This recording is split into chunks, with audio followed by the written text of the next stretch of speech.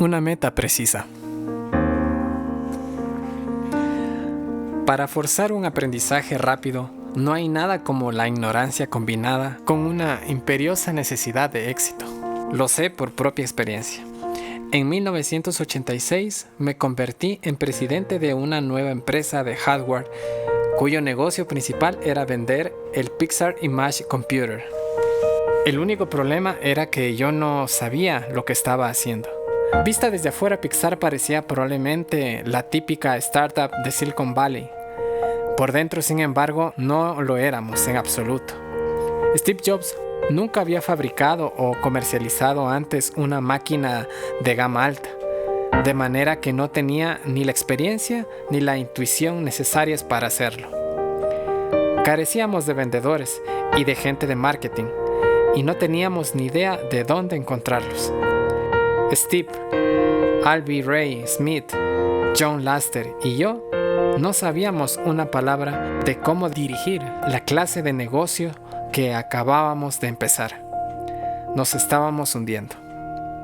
Yo estaba acostumbrado a trabajar con un presupuesto y nunca había sido responsable de la cuenta de pérdidas y ganancias. No sabía gestionar un inventario, ni cómo asegurar la calidad, ni ninguna de las demás cosas que una empresa que pretende vender productos debe dominar. No sabiendo a dónde más recurrir, recuerdo haber comprado un ejemplar de Buy Low, Sell High, Collect Early and Pay Late, The Manager Guide to Financial Survivor de Dick Levin. En su traducción, compre bajo, venda alto, cobre temprano y pague después. La guía del gerente para la supervivencia financiera de Dick Levin. Un libro de gestión muy popular entonces y que devoré de una sentada. Leí muchos de esos libros y me propuse convertirme en un gestor mejor y más eficaz. La mayoría, según pude ver, vendía una especie de simplicidad que parecía dañina porque ofrecía una falsa seguridad. Esos libros estaban llenos de frases pegadizas del tipo atrévase a fracasar, siga a la gente y la gente le seguirá a usted, o foco, foco, foco. Este último era mi ejemplo favorito de antiayuda. Cuando lo escucha, la gente asiente con la cabeza como si le acabase de ofrecer una gran verdad sin caer en la cuenta de que se está desviando del problema más grave. Decidir en qué se debería centrar. En este consejo no hay nada que me proporcione la menor idea acerca de cuál debería ser mi foco de atención o cómo implicar mi energía en él. Acaba siendo un consejo sin sentido. Estos slogans se ofrecían como conclusiones, como sabiduría, y puede que lo fueran, pero ninguno de ellos me dio la menor clave sobre qué hacer o en qué centrar mi atención.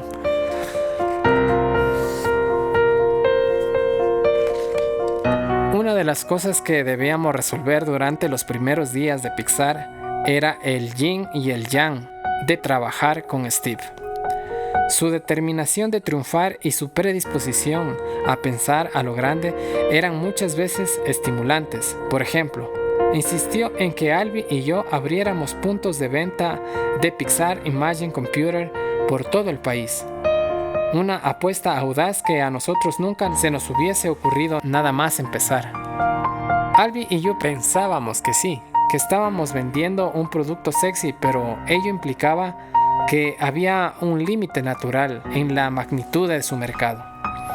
Sin embargo, por venir del mundo de los ordenadores de consumo, Steve nos obligó a pensar más allá.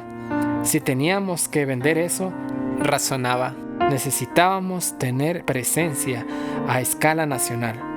Al principio, Albie y yo no estábamos seguros de cómo hacerlo, pero apreciábamos la visión de Steve. Sin embargo, esa visión entrañaba algo más, un inusual estilo de relacionarse con las personas. Muchas veces Steve se mostraba impaciente y brusco. Cuando asistía a reuniones con clientes potenciales, no dudaba en echarlos si intuía mediocridad o falta de preparación. Una táctica escasamente constructiva cuando tratas de hacer un negocio o establecer una base de clientes fieles. Era joven y determinado, y todavía inconsciente del impacto que causaba en los demás. Durante los primeros años que pasamos juntos, no fichaba a gente normal, es decir, a personas que no dirigieran empresas o que careciesen de confianza personal. Su sistema para tomar la medida de una reunión era decir algo definitivo y ofensivo. Estos gráficos son una mierda. O este acuerdo es una porquería. Y observar la reacción de la gente. Si tenías el valor de replicarle muchas veces, lo respetaba, y su forma de averiguar qué pensabas y si tendrías arrestos para mantenerlo era mirarte burlonamente y registrar después tu respuesta.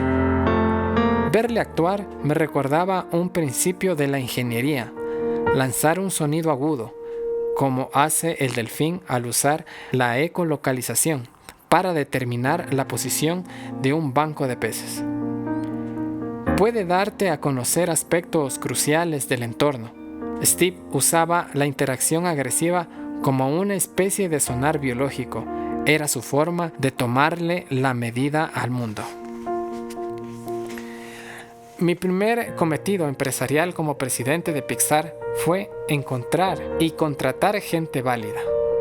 Un núcleo de empleados que nos ayudara a solventar nuestras deficiencias.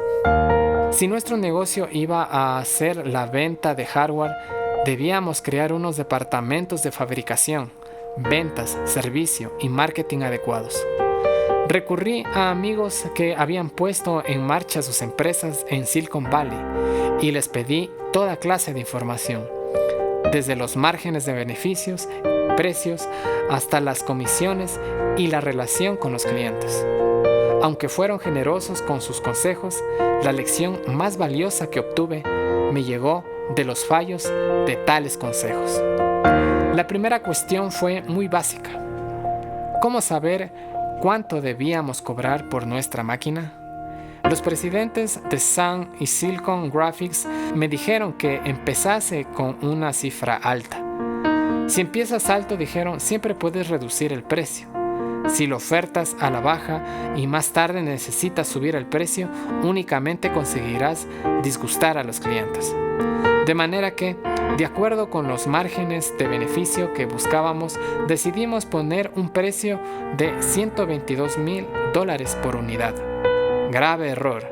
El Pixar Imagine Computer se ganó de inmediato fama de ser potente pero demasiado caro. Cuando más tarde bajamos el precio, descubrimos que todo lo que el mundo recordaba era nuestra fama de caros. Pese a nuestros intentos de corregirlo, se mantuvo la primera impresión.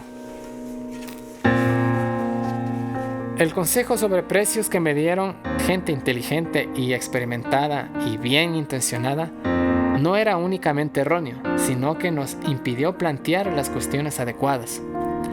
En lugar de hablar acerca de si era más fácil bajar los precios que subirlos, deberíamos habernos dedicado a solventar asuntos más importantes, como la manera de satisfacer las expectativas de nuestros clientes o cómo seguir invirtiendo en desarrollar software para que los clientes que compraron nuestro producto pudieran darle un uso mejor. En retrospectiva, cuando reclamé el consejo de esas personas más experimentadas, solo buscaba respuestas sencillas a cuestiones complejas. Haz esto o aquello. Porque no estaba seguro de mí mismo y me sentía estresado por las exigencias de mi nuevo puesto. Pero las respuestas simples, como el consejo sobre precios, empieza alto, tan seductor en su racionalidad, me distrajeron y me impidieron plantear preguntas más fundamentales. En aquel momento éramos una empresa que fabricaba ordenadores, por lo que debíamos aprender a toda velocidad. ¿Qué implicaba eso? Fue entonces cuando recibí una de las lecciones más valiosas de mis primeros días en Pixar, y dicha lección vino de una fuente inesperada la historia de la manufactura en Japón. Nadie piensa en una cadena de montaje como un lugar donde se genere creatividad. Hasta el momento yo había asociado la fabricación más con la eficiencia que con la inspiración. Pero no tardé en descubrir que los japoneses habían encontrado la manera de hacer que la producción fuera una labor creativa en la que participaran los trabajadores. Una idea radical y contra toda intuición en aquella época. De hecho, los japoneses tenían mucho que enseñarme sobre cómo construir un entorno creativo. Después de la Segunda Guerra Mundial y mientras Estados Unidos entraba en un prolongado periodo de prosperidad, Japón luchaba duramente por reconstruir su infraestructura. Su economía había sido doblegada, su base manufacturera estaba crónicamente bajo mínimos y paralizada por su fama de ínfima calidad. Recuerdo que de niño, en los años 50, los productos japoneses se consideraban inferiores, incluso una porquería. Hoy no hay un término comparativo que en una etiqueta ponga Made in México o Made in China. No entraña una connotación negativa similar a la de Made in Japan. Entonces, por el contrario, en aquellos años Estados Unidos era una potencia manufacturera y la industria del automóvil estaba a la cabeza. La Ford Motor Company había sido pionera en la cadena de montaje que avanzaba suavemente, lo cual era crucial para producir grandes cantidades de productos a precios bajos y que, en efecto, revolucionó el proceso de fabricación. No mucho después, todos los fabricantes de automóviles de Estados Unidos habían adoptado la práctica de llevar el producto de un trabajador a otro mediante algún tipo de cinta de transporte hasta que se completaba el ensamblaje. El tiempo ahorrado se traducía en beneficios enormes y muchas otras industrias, desde la de los electrodomésticos hasta las del mobiliario o la electrónica. Siguieron la estela de Ford. El mantra de la producción en masa era: mantén en marcha la cadena de montaje, pase lo que pase, porque es así como mantienes alta eficiencia y bajos costes. El tiempo perdido significaba dinero perdido. Si un producto determinado de la cadena era defectuoso, lo retirabas inmediatamente, pero manteniendo siempre la cadena en marcha. Para asegurarse de que el resto de los productos estaban bien, se dependía de los inspectores de control de calidad. Prevalecía la jerarquía. Únicamente a los directivos de rango superior se les concedía la facultad de parar la cadena. Pero en 1947, un estadounidense que trabajaba en Japón le dio la vuelta a esa forma de pensar. Se llamaba Edward Deming. Y era un estadístico famoso por su conocimiento del control de calidad. A petición del ejército de Estados Unidos, se trasladó a Asia para ayudar a planificar el censo de los japoneses de 1951. Una vez allí, se involucró profundamente en las tareas de reconstrucción y terminó enseñando a centenares de ingenieros, directivos y profesores japoneses sus teorías acerca de la mejora de la productividad. Entre los que fueron a escuchar sus ideas se encontraba Akio Morita, el cofundador de Sony, una de las muchas empresas japonesas que aplicaron sus conceptos y obtuvieron su recompensa. Por aquellas fechas, Toyota también instituyó formas radicalmente nuevas de entender la producción, de acuerdo a la filosofía de Deming. Más tarde, se acuñarían algunas frases para describir esos planteamientos revolucionarios. Producción justo a tiempo o control de calidad total, pero su esencia era esta: la responsabilidad de encontrar y solucionar problemas debe ser asignada a cada empleado, desde el más alto directivo hasta la última persona de la cadena de producción. Deming creía que si alguien de cualquier nivel detectaba un problema en el proceso de fabricación, debía ser animada, y eso se esperaba de ella, a detener la cadena de montaje. Las empresas japonesas que adoptaron las ideas de Deming dieron facilidades a los trabajadores para que lo hicieran. Instalaron una cuerda de la que cualquiera podía tirar para detener la producción. No mucho más tarde, las empresas japonesas disfrutaban de unos niveles de calidad, productividad y cuota de mercado nunca vistos. El planteamiento de Deming y también el de Toyota otorgaba la responsabilidad de la calidad del producto a la gente más implicada en su producción. En lugar de limitarse a repetir una acción, los trabajadores podían sugerir cambios, llamar la atención sobre los problemas y, algo que me resulta particularmente importante, sentir el orgullo que se experimenta cuando se arregla una cosa que está rota. El resultado fue una mejora continua, la eliminación de fallos y el aumento de la calidad. En otras palabras, la cadena de montaje japonesa se convirtió en un lugar donde la implicación de los trabajadores reforzó el producto final, y eso acabaría transformando la fabricación en el mundo entero.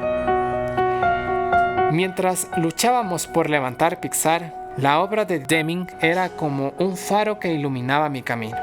Me fascinaba el hecho de que tantos líderes empresariales norteamericanos hubiesen sido incapaces incluso de concebir la sabiduría de esta forma de pensar. No era que rechazasen las ideas de Deming, sino que estaban totalmente cerrados a ellas. Su confianza en sus sistemas ya existentes les habían hecho incapaces de ver. Al fin y al cabo, habían estado en lo más alto durante un tiempo. ¿Qué necesidad tenían de cambiar sus sistemas? Iban a pasar décadas antes de que las ideas de Deming arraigasen aquí. De hecho, hasta los años 80, algunas empresas de Silicon Valley, tales como Hewlett-Packard y Apple, no empezaron a incorporarlas. Pero la obra de Deming iba a causarme una profunda impresión y a ayudarme a modelar mi manera de emprender la tarea de sacar adelante a Pixar. Aunque Toyota era una organización jerárquica por descontado, se guiaba por un principio democrático. Usted no debe pedir permiso para asumir una responsabilidad. Hace unos años, cuando Toyota sufrió un bajón al principio por no reconocer problemas serios con sus sistemas de frenado, lo cual desembocó en un extraño bochorno público. Recuerdo haber quedado extrañado porque una empresa tan inteligente como Toyota pudiera actuar de una forma tan contraria a sus más profundos valores culturales. Cualesquiera que sean las fuerzas que impulsan a la gente a hacer cosas estúpidas, son poderosas, muchas veces invisibles y acechan incluso a los mejores entornos.